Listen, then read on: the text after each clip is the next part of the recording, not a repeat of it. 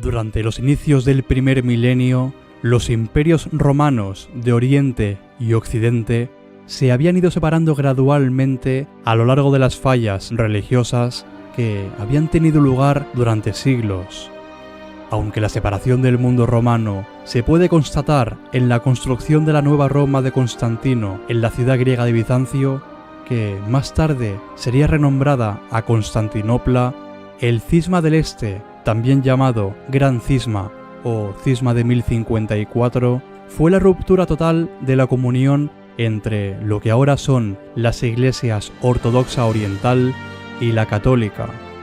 Pero lo cierto es que las diferencias eclesiásticas y las disputas teológicas entre el Oriente griego y el Occidente latino ya existían antes de la ruptura formal que se produjo en 1054, y es que cualquier excusa valía para discutir y acusarse los unos a los otros.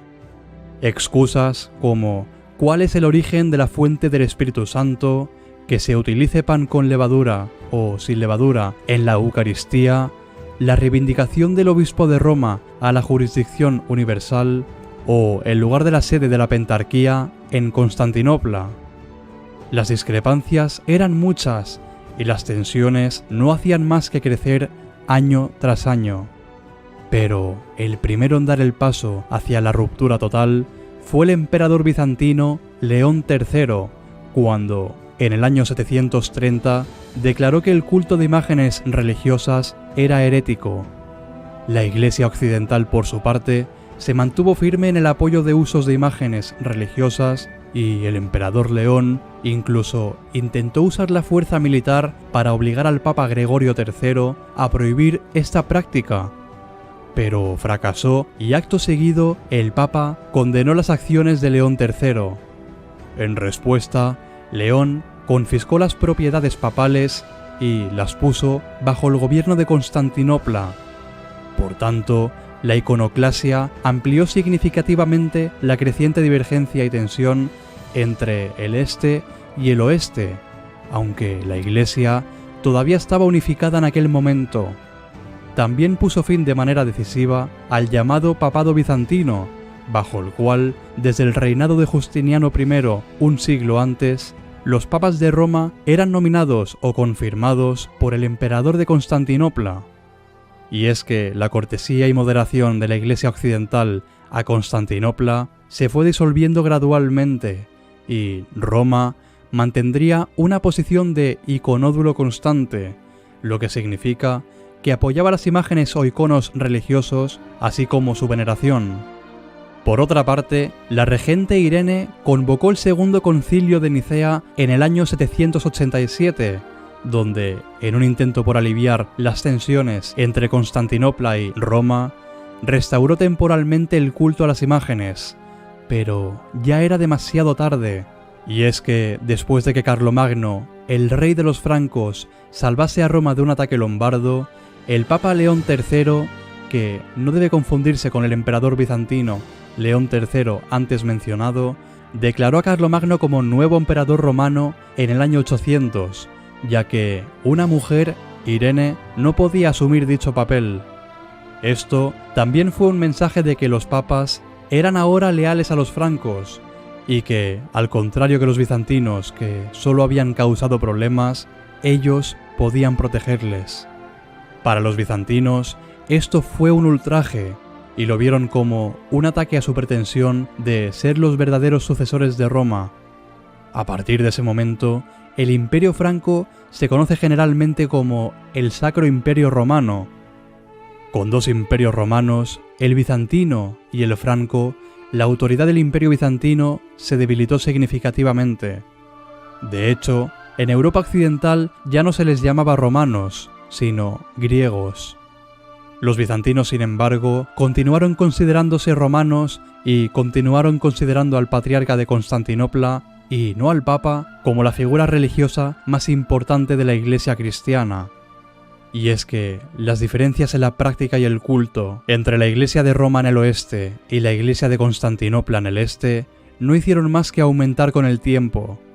En 1053 se dio el primer paso en el proceso que condujo al cisma formal, cuando el patriarca ecuménico de Constantinopla, Miguel I Cerulario, ordenó el cierre de todas las iglesias latinas en Constantinopla, en respuesta a que las iglesias griegas en el sur de Italia se vieron obligadas a cerrar o ajustarse a las prácticas latinas. Y es que de hecho, su propósito al cerrar las iglesias latinas era interrumpir cualquier intento de conciliación. Finalmente, en el año 1054, las relaciones entre las tradiciones orientales y occidentales dentro de la Iglesia cristiana llegaron a una crisis terminal. El legado papal enviado por León IX viajó a Constantinopla con fines que incluían negarle a Cerulario el título de patriarca ecuménico y le insistió en que reconociera la pretensión del Papa de ser la cabeza de todas las iglesias.